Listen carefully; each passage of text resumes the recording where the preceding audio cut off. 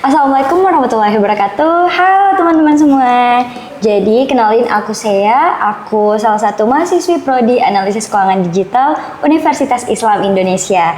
Nah, pada kesempatan kali ini kita bakal ngebahas sesuatu yang seru dan lagi viral banget nih teman-teman, terkait rekening dormant. Rekening dormant. Ya, rekening dormant. Okay. Jadi pada kesempatan kali ini kita dibersamai oleh dosen kita, Ibu Aida Trisanti. Halo, hai Halo Ibu semuanya. Aida.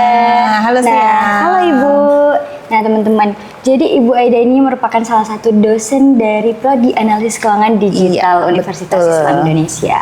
Nah jadi gini Bu, kan sekarang lagi viral banget nih, muncul di mana-mana, di sosial media, di berita TV, dan juga orang-orang pada ngebahas terkait rekening dormant ini. Rekening dormant ya, beberapa hari ini ya saya. Iya benar. Nah, jadi kalau dari sudut pandang Ibu sebagai dosen di Prodi Analisis Keuangan Digital sekaligus mantan praktisi di perbankan ya. Nah, Ibu memandang pemblokiran rekening dormant itu gimana sih sebenarnya? Seperti apa gitu ya? Kok bisa bikin geger banget nih? Ya, geger banget ya saya. Makasih saya. Halo teman-teman semua. Tadi udah dikenalin saya. Saya Aida dari Prodi Analisis Keuangan ya. Jadi memang beberapa hari terakhir nih rame banget ya di sosial media membahas tentang yang namanya rekening dormant. Bahkan mungkin sebagian besar yang yang sekarang mengikuti berita ini itu justru baru tahu ada yang namanya rekening dormant gitu ya. Karena beberapa waktu terakhir nih teman-teman ada cukup banyak WA yang masuk. Itu pertanyaannya simpel aja gitu loh, menanggapi isu-isu ini. Pertanyaannya adalah, Bu Aida, apa sih rekening dormant tuh kok sampai geger banget gitu ya? Oke, kita bahas dari yang definisi dulu ya, biar kita runtut gitu ya. Jadi rekening dormant itu teman-teman adalah rekening yang tidak digunakan. Jadi rekening yang nganggur gitu ya. Nah biasanya sih kalau di perbankan itu dikatakan rekening dormant itu kalau tidak ada transaksi dalam 6 bulan. 6 bulan ya. Jadi nganggur, tidak ada transaksi uang masuk gitu ya. Tidak ada transaksi uang keluar gitu, transfer, isi pulsa dan lain sebagainya. Nah, kalau dalam 6 bulan ini tidak ada transaksi apapun, itu disebut rekening dormant. Tapi khusus untuk yang PPATK ini nih, yang diblokir itu, ketentuan PPATK berapa bulan? 3 bulan. 3 bulan. Jadi 3 bulan rekening itu tidak digunakan untuk transaksi apapun, rekening itu nganggur, maka itu akan diblokir. Nah, diblokirnya ini sih yang bikin geger gitu kan ya, kira-kira gitu saya. Saya tahu nggak kenapa sih bisa ada rekening dormant itu? Enggak Bu, gimana itu Bu? Ya, jadi gini, motivasi nasabah untuk membuka rekening itu kan macam-macam ya. Ada yang memang tujuannya dia untuk nabung, ada yang seperti saya misalnya punya rekening itu salah satunya kan untuk transaksi tuh ya, setor, tarik, kemudian menggunakan transaksi-transaksi lainnya. Mahasiswa juga gitu kan, saya dapat kiriman tanggal berapa tuh dari orang tua? Tanggal 1 bulan gitu ya. Nah tanggal 1 kan nggak langsung ditarik tuh, pasti kan ada beberapa transaksi tiap bulan masuk. Tapi ada juga misalnya begini, ada nasabah yang dia store ke rekening, kemudian memang karena tujuannya adalah untuk nabung, belum tentu dalam 1-2 bulan itu diisi gitu loh, kan gitu ya. Atau nasabah yang buka deposito kemudian menggunakan rekening tadi itu untuk penampungan bagi hasilnya atau bunganya kalau di konvensional. Ya, kalau depositonya 1 tahun gitu kan transaksinya ya ada contoh deposito yang bagi hasilnya menambah ke pokok gitu ya. Kalau dalam 1 tahun kan berarti baru masuk lagi ke rekening, bagi hasil itu ditambahkan ke pokoknya tadi dalam 1 tahun.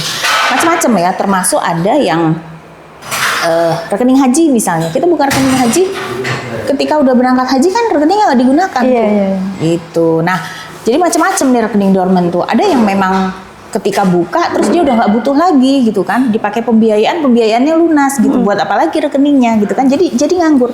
Tapi saldo itu masih mungkin ada, entah sedikit, entah banyak. Jadi tergantung buat apa sih tadinya rekening itu digunakan. Kira-kira gitu saya. Oke Bu, jadi sebenarnya yang bikin geger tuh karena 3 bulannya ya. Diblokirnya dan yang juga bikin rame itu kan diblokir. Jadi nasabah yang ngerasa, aduh aku punya rekening nih, mau dia dormant atau nggak dormant, dia jadi was-was gitu kan. Apalagi memang belakangan ini kan kondisi perpolitikan kita dalam tanda kutip ya. Isu-isunya kan lumayan banget ya, Oke, benar-benar. Misalnya kemarin ada isu apa tuh, tanah tuh, tanah nganggur kalau nggak dipakai disita sama negara. Ada lagi berita orang kalau jalan kaki aja mau dipajakin gitu kan. Jadi berita-berita yang dalam tanda kutip macam-macam tadi kan 1, 2, 3 ditambah isu yang rekening dorman yang mau diblokir ini kan jadi nambah kepanikan gitu. Padahal sih sebetulnya kalau kita lihat dari tujuannya tuh bagus sebetulnya. Tujuannya PPATK ya. Jadi tujuannya PPATK itu kan supaya rekening-rekening yang nganggur ini terawasi sehingga tidak dipakai untuk misalnya pinjol, judol, atau misalnya sampai ke money laundry gitu ya, cuci uang gitu ya, kalau orang-orang yang korupsi dan lain sebagainya. Nah, kan kita seringkali mendengar atau beberapa kali juga viral gitu, entah di X, entah di Instagram, ada orang yang tiba-tiba nggak ngerasa ngajukan pinjol, atau cair tuh ke rekeningnya gitu kan. Nah, yang bahaya itu kan kalau rekeningnya ini pasif, ya dia memang nggak pakai, dia nggak aktifkan gitu, sehingga ini memang benar-benar bisa dimanfaatkan untuk kejahatan-kejahatan tadi. Tujuannya bagus sih kalau kita bicara tujuan, cuma nih kalau dari sudut pandang saya, salahnya adalah kegiatan seperti ini tuh tidak tersosialisasi dengan baik, gitu kan? Rasa-rasanya tuh tahu-tahu ujuk-ujuk gitu ya, ngerti ujuk-ujuk nggak? Iya. Kamu kan dari Sulawesi tuh, oh ya tahu ujuk-ujuk ya. Jadi tahu-tahu rekening, tahu-tahu muncul berita, tahu-tahu rame gitu kan, entah beneran beritanya A bisa jadi ditambah B, ditambah C gitu, pokoknya inilah makin beragam gitu kan, sehingga membuat orang panik gitu. Kalau saya baca berita hari ini, itu yang rame bahkan ini tetap masih harus kita cross check ya, tapi di sosial media itu sudah muncul berita ada yang sampai operasi nggak bisa bayar karena rekeningnya diblokir. Kemudian ada apa lagi ya? Ada beberapa lah yang sebetulnya dia mau pakai kemudian diblokir. Dan kalau sebetulnya bisa sih dibuka blokiran ini, tapi kan harus ngajukan lagi. Kira-kira repot nggak? Ya kalau dari pihak bank pasti repot nggak sih Bu, administrasinya harus buka blokir lagi, verifikasi. Merepotkan semua sebetulnya. Dari sisi nasabah dia harus, jadi teman-teman rekening dorman ini sebetulnya kita bisa mengajukan keberatan ya. Jadi ketika itu diblokir, kita mengajukan untuk dibuka blokirnya itu bisa gitu loh. Meskipun hari ini beritanya kan sudah dibuka semua tuh sekian juta rekening itu sudah dibuka, tapi di awal pun rekening ini bisa diajukan pembukaan blokirnya, tapi memang jadi merepotkan. Karena kalau saya jadi nasabah, saya harus mengajukan ke bank, itu nggak bisa langsung diproses di level cabang sih. Cabang itu harus ngajukan ke pusat dulu gitu kan, ke kantor pusatnya. Kantor pusatnya ini harus ngajukan lagi ke PPATK kan, alurnya kan gitu, diverifikasi. Jadi nggak mungkin dalam 1-2 jam gitu. Padahal kan bisa jadi uang itu urgent. Menjadi riskan karena isu-isu seperti ini kemudian bisa menimbulkan, kalau kita bicara bisnis bank itu kan bisnis kepercayaan ya. Kepercayaan. Jadi kita nggak akan nempatin uang kita di bank A kalau kita nggak percaya kan gitu. Kita nggak akan nempatin di bank B kalau kita nggak percaya. Nah, ketika kepercayaan itu dinodai, itu ya masyarakat kecewa, nasabah kecewa, maka yang terjadi adalah ya mereka jadi nggak percaya. Sangat mungkin uang itu ditarik gitu ya. Ada beberapa berita sih, tapi mudah-mudahan nggak sampai kemudian kepercayaan itu membuat trust dan lain sebagainya. Harapannya kan nggak seperti itu. Tapi alhamdulillah kemudian pemerintah udah narik kan, ini narik gitu kan. Jadi sudah mulai agak tenang nih, walaupun bahasan tentang rekening dorman ini masih terus termasuk kita nih. Ini membahas gitu kan menjadi menarik. Benar, gitu kira-kira sih. Oke, jadi ternyata rekening dorman ini ketika 3 bulan tidak digunakan karena merupakan rekening nganggur ya Bu. Nganggur, tidak ada transaksi sama sekali di rekening itu. Nah, sebagai salah orang yang juga punya rekening yang sebenarnya tiap bulan nggak selalu dipakai gitu loh Bu. Jadi kayak saya 2-3 bulan baru ngisi lagi, 2-3 bulan baru nabung lagi. Nah, sebenarnya jujur udah agak takut ya Bu. Iya, wajar. Kekhawatiran itu wajar. Nah, benar. Gitu Jadi kan. duit kita yang kita tabung misalnya sampai 10 juta, 20 juta. Kalau tiba-tiba diblokir, duitnya otomatis hilang kan Bu? Sebetulnya kalau misalnya nggak bisa tuh nggak hilang, nggak hilang. Sebenarnya nggak hilang ya teman-teman. Artinya itu kan dibukukan sementara, kemudian akan diverifikasi nih oleh PPATK.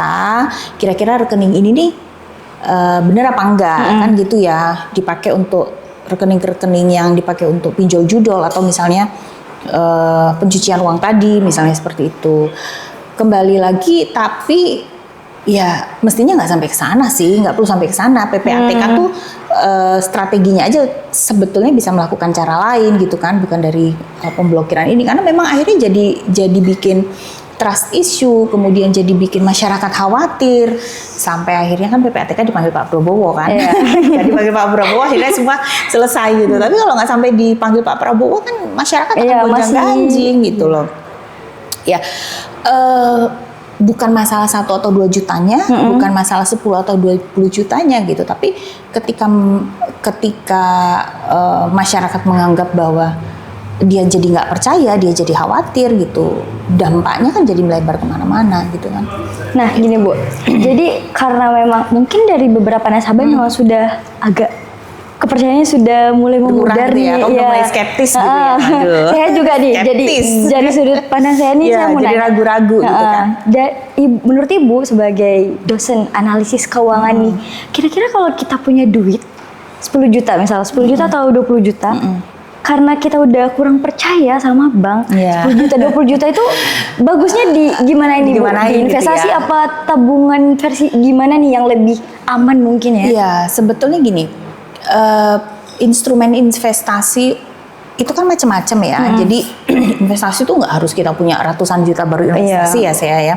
Jadi di bank pun sebetulnya, jadi kembali ke gini, kalau kita punya uang dalam tanda kutip yang cukup banyak, 10 juta lah katakanlah, atau 5 juta lah katakanlah, dan itu nggak kita pakai gitu loh saya. Kita tahu ini nggak akan kita gunakan, bukan uang operasional, bukan untuk transaksi sehari-hari. Sebetulnya ada instrumen investasi di bank pun yang bisa digunakan untuk menempatkan dana yang idle tadi. Misalnya deposito. Masih ingat ya definisinya deposito. Jadi simpanan berjangka. Jadi ada jangka waktunya teman-teman, 1 bulan, 3 bulan dan seterusnya. Jadi kita bisa tempatkan di sana. Tujuannya memang untuk investasi jangka panjang, ada jangka waktu. Jatuh tempo bisa diperpanjang otomatis kan gitu. Sebetulnya kan sayang juga kalau dana yang nganggur tadi apalagi sampai 10 juta, 20 juta kita taruh di tabungan gitu kan. Meskipun tidak salah juga. Nah, bisa dicoba instrumen investasi lainnya selain deposito gitu loh. Kalau kayak di prodi kita kan kita belajar penempatan investasi saham gitu kan. Saham juga kan sekarang nggak harus kita beli dalam jumlah lembar yang banyak gitu, kemudian harus invest sekian ratus juta, enggak, kita bisa dengan nilai yang kecil kayak gitu kan, atau emas juga gitu kan. Nah, kemarin kan kita lihat tuh harga tren emas naik terus kan, meskipun ya ada kalanya turun sebentar terus naik lagi, tapi trennya kan naik, itu juga bisa dimanfaatkan jadi instrumen investasi. Tapi buat saya gini sih, yang penting bagi kita sebagai masyarakat ya, sebagai nasabah, ketika kita menghadapi hal-hal seperti ini nih teman-teman, memang yang pertama jangan panik. Itu yang penting sih, jangan panik. Artinya kadang-kadang kepanikan itu kan membuat kita menjadi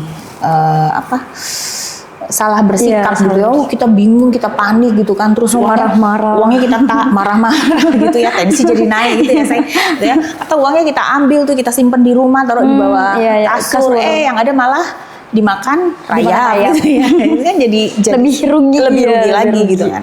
Ya jangan panik gitu loh. Tapi buat kita siapapun yang memang kebetulan punya saldonya cukup banyak gitu sampai miliaran misalnya, ya kalau dosen atau misalnya mahasiswa mungkin kita nggak bicara miliar ya, tapi kan banyak orang yang memang punya Iya, tabungan atau deposito gitu ya dalam jumlah yang banyak gitu ya. Hukum investasi itu kan, aturan investasi itu salah satunya kalau kita bicara risiko, jangan taruh uangmu tuh di satu tempat gitu kan. Kita pecah. Itu untuk berbagi risiko. Atau kalau kita bicara sudut pandang aturan dari lembaga penjamin simpanan LPS. dalam LPS, kalau kita naruh dana di satu tempat maksimal 2 miliar yang bisa dijamin gitu oleh LPS gitu kan. Artinya itu kan bisa buat kita tenang juga gitu. Itu bisa kita pecah gitu loh. Jadi jangan panik gitu ya, yang tenang. Kemudian memang kita harus mempertimbangkan aspek risiko tadi setiap kita melakukan investasi, kita menempatkan dana dalam bentuk portofolio apapun. Seperti itu sih. Gitu. Nah Bu, dari diskusi kita tadi ini saya menangkap poin kalau sebenarnya PPATK ini niatnya bagus nih buat. Niatnya bagus. Iya, niatnya bagus. Tapi mungkin kalau menurut saya caranya aja yang salah. Iya, betul. Kurang mensosialisasikan. Iya, betul. Jadi dan nggak semua orang kan paham rekening dorman itu apa ya. Tahu-taunya apa sih yang dibahas rekening dorman itu, tahu-tahu yang menjadi diskusinya kan rekening diblokirnya gitu kan. Iya, diblokirnya itu padahal itu. Apalagi kalau disangkutin isu-isu kemarin tuh saya. Benar. Tanah 2 bulan nganggur sita negara gitu kan. Termasuk nanti nih teman-teman yang skripsi yang punya tugas akhir 2 bulan 3 bulan nggak dikerjakan, diapain Bu? Diapain sama dosen gitu, diblokir gitu ya. Yang iya kan ya, itu jokesnya gitu ya. Ya artinya tujuannya baik tapi memang perlu sosialisasi yang lebih jelas. Mungkin karena tingkat literasi keuangan masyarakat salah juga nggak semua paham nggak semua paham. Tidak semua paham. Kemudian ketika isu ini dilempar, aturan ini diterapkan, orang kan jadi panik gitu. Iya, jadi chaos. Yang punya uang nggak punya uang, dua-duanya panik gitu kan. Yang nggak punya uang panik, yang punya uang lebih panik lagi kayak gitu. Jadi memang ya PPATK rajin banget juga gitu ya, ngeblokirin sekian juta rekening gitu kan, ngebukain satu-satu dari cabang ke kantor pusat ke PPATK. Aduh, saya bayangin, tau gak saya bayangin apa? Apa Bu? Itu teman-teman di perbankan betapa hektiknya ngurusin administrasi kayak gini. Coba bayangin ya. Harus proses administrasinya sabar panjang. Ya teman-teman customer service ya. Gitu. Tapi untungnya udah langsung dibuka sama Pak Prabowo. Jadi aman, semuanya aman. Itu kira-kira gitu. Jadi ya gitu ya teman-teman, dari diskusi kita tadi bersama Ibu Aida. Rekening dorman itu rekening yang nganggur, tidak ada transaksinya. Nah sebenarnya kita juga tidak bisa langsung memandang bahwa berita-berita itu ternyata tujuannya memang meresahkan masyarakat. Kita harus telusuri lebih jauh teman-teman. Sebenarnya niatnya apa sih? Itu rekening dorman itu apa sih? Jangan langsung FOMO, ikut-ikutan. Wah, ada berita kayak gini, langsung ditarik duitnya, bikin chaos segala macam. Jadi teman-teman, makanya kalau bingung tanya sama saya nih, anak analisis keuangan digital UI ini ya, gitu. Ya teman-teman, seperti itu. Terima kasih banyak kepada Ibu Aida. Jadi tenang ya teman-teman ya, udah nggak jadi diblokir nih ya. Diskusi kita malam ini seru banget. Kita dapat banyak insight baru. Kapan-kapan kita lanjutin dengan isu-isu menarik lainnya ya. Bye-bye teman-teman, terima kasih atas perhatian kalian. Sampai jumpa di podcast Analisis Keuangan Digital selanjutnya. See you. Thank you.